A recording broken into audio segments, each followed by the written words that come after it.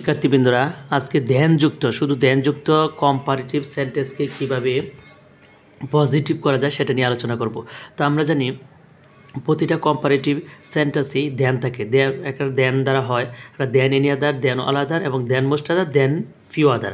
আজকে শুধু আলোচনা করব ধ্যানযুক্ত কম্পারেটিভ সেন্টেন্সকে কীভাবে পজিটিভ করা হয়। তো শুরুতে আমরা স্ট্রাকচারটা নিয়ে আলোচনা করব। সেটা হচ্ছে দেনের পরে যে সাবজেক্টটা থাকবে সেটা প্রথম লিখতে হবে। দেনের পরে যে সাবজেক্টটা থাকবে সেটা প্রথম লিখবে। এই সাবজেক্ট অনুসারে পরে আমরা কী দেবো, একটা অক্সিলিয়ারি ভার্ব। তো তারপরে একটা নট, তারপরে অ্যাজ ডটেড অ্যাজ এর মাঝখানে দিব পজিটিভ ফ্রম প্রথম সাবজেক্ট। তো আমি বলে রাখি যে আমরা এই কম্পারেটিভ থেকে পজিটিভ করার সময় একটা জিনিস লক্ষ্য রাখবো, যেটা সেন্টেন্সটা যদি অ্যাফার্মেটিভ হয়, সেন্টেন্সটা যদি অ্যাফার্মেটিভ হলে নেগেটিভ হবে, এর ফলে যদি নেগেটিভ হয় তো সেই ক্ষেত্রে কী হবে, অ্যাফার্মেটিভ হবে।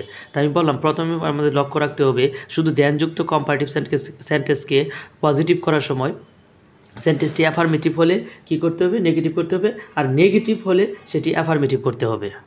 তো সেই ক্ষেত্রে আমরা দেনের পরের সাবজেক্টটা নিয়ে আসবো প্রথমে। তো আমরা একটা উদাহরণ নিয়ে আলোচনা করি। He is busier than you. He is busier than you, এটা একটা কম্পারেটিভ সেন্টেন্স। এখানে আমরা বলছি দেনের পরের যে সাবজেক্ট থাকবে সেটা নিয়ে আসবো। তো প্রথমে হচ্ছে ইউ। তো ইউ হচ্ছে দেনের পরের সাবজেক্ট হচ্ছে ইউ। তো প্রথমে আমরা ইউ দিলাম। তাই ইউ এর সাথে কোন অক্সিলিয়ারি, এম ইজারের মধ্যে কোন অক্সিলিয়ারি ভার্ব হবে, আর বসে। আমরা জানি ইউ এর সাথে সবসময় আর ব্যবহৃত হয়। তারপরে হচ্ছে নট, যেহেতু সেন্টেন্সটা অ্যাফার্মেটিভ ছিল এক্ষেত্রে আমরা কী দিব, নট দিব। তারপর অ্যাজ ডটেড অ্যাজ এর মাঝখানে পজিটিভ ফর্ম। তো বিজির পজিটিভ ফর্মকে বিজি, বিজিয়ার, বিজিয়েস্ট। তো বিজির পজিটিভ হচ্ছে বিজিয়ার, পজিটিভ হচ্ছে বিজি।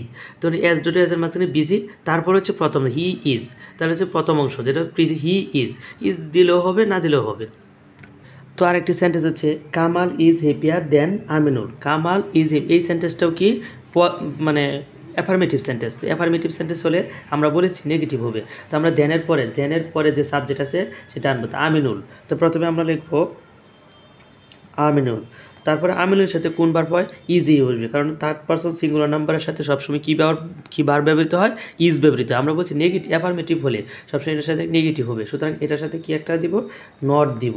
তো আমিনুল ইজ নট। তারপর আমরা বলছি অ্যাজ ডটেড অ্যাজ এর মাঝখানে কী দিব, পজিটিভ ফর্ম। তো হ্যাপিয়ারের পজিটিভ ফর্ম হ্যাপিয়ার, হ্যাপিয়েস্ট। তো as dot as happy as Kamal.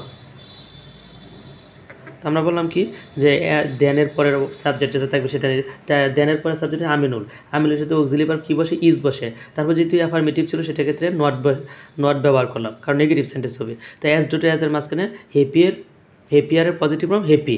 তারপরে হচ্ছে প্রথম যে সাবজেক্ট আছে সেটা হচ্ছে প্রথম সাবজেক্ট ছিল কামাল। তো আমরা কামালটা লাস্টে নিয়ে আসলাম।